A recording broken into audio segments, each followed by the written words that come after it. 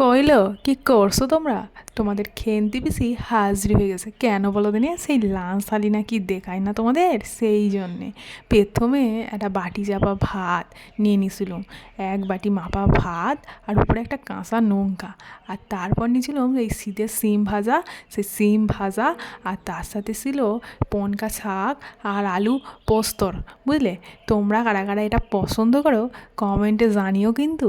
আর ছিল সেই শীতের নানান সবজি গো, সেই ক্যাপসিকাম, আলু, আর গাজর, আর ফুলকপি, এই নানান সবজি দিয়ে একটা সবজি বানিয়েছিলাম।